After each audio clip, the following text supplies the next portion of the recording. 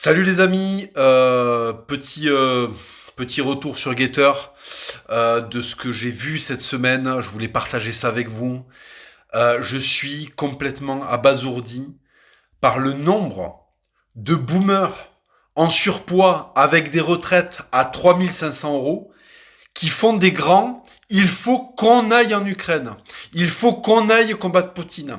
Mais dans le on de qu'on aille, il s'inclut pas dedans. Non, non. Le on de qu'on aille, c'est des jeunes Français de 17 à 25 piges qui vont aller prendre une balle de sniper pour je sais pas qui en Ukraine, dans une guerre qui ne les concerne pas et qui n'a absolument aucun intérêt pour la France.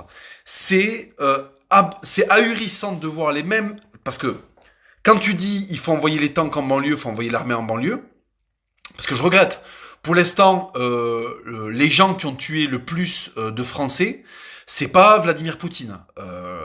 Il faudrait que la police ouvre ses archives et qu'on regarde, voilà, qu'on ait accès à qui fait quoi en France, qu'on sache qui fait des morts en France. C'est pas Vladimir Poutine qui fait des morts en France. C'est pas les troupes de Vladimir Poutine qui violent des gens en France.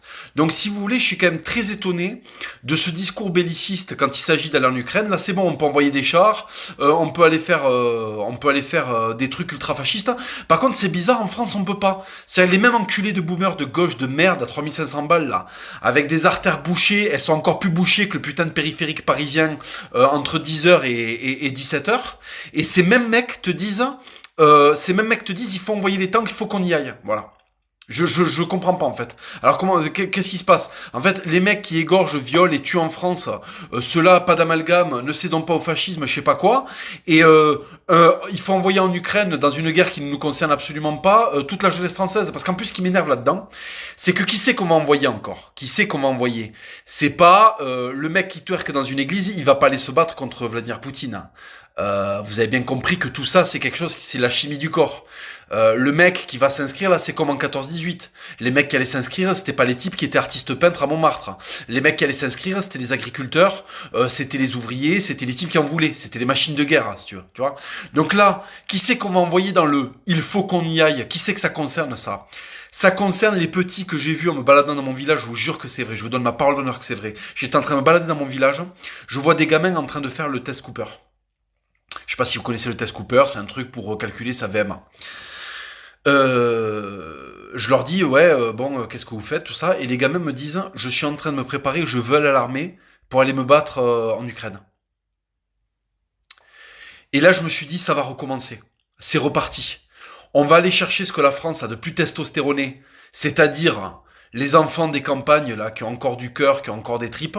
Ok, donc en fait ce que la France a de plus précieux, on va l'envoyer crever dans une guerre pour l'OTAN. Voilà, pour l'OTAN.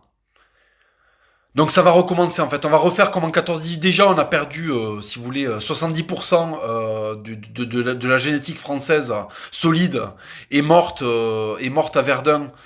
Il nous est resté après que les mecs qui font du tri administratif là dans l'administration là, il nous est resté que les mecs qui font des pauses café toutes les 1h30 là. Voilà ce qui nous est resté après la Première Guerre mondiale. On s'en est pas remis et ils veulent déjà envoyer des gosses. Enfin, ils veulent pas, mais ils sont en train d'essayer doucement d'amener l'idée que peut-être que, enfin c'est le narratif qu'il y a en ce moment quoi. C'est le narratif, le narratif médiatique, c'est putain c'est légitime, on va y aller, la fleur au fusil. Voilà, ça c'est comme en 1914, en route pour un nouveau suicide européen.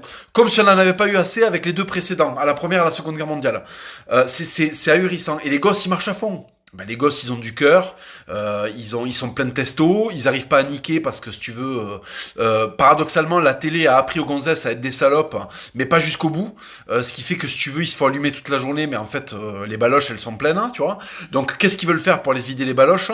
Ils veulent aller, ils pensent qu'ils veulent aller, qu'ils vont être aptés à aller buter de l'Ukrainien ou du Ruskov, peu importe. Non, mais c'est complètement délirant. Et les mecs qui veulent les envoyer faire ça, c'est des boomers. C'est des boomers. C'est mai 68, c'est 130 kilos, 1m72, avec le goitre, là, au restaurant. Quand vous découpez vos magrets de canard, là, à 60 €, vous avez le goitre qui bougeait, bande de merde, et vous nous parlez de guerre. T'as jamais pris une patate dans la gueule. C'est pas parce que c'est qu'une patate dans la gueule, tu vas envoyer des enfants faire la guerre. Une patate dans la gueule, t'as un flash blanc et ça fait mal au fond du palais. T'as jamais connu cette sensation et tu vas faire la guerre. Mais ferme ta gueule.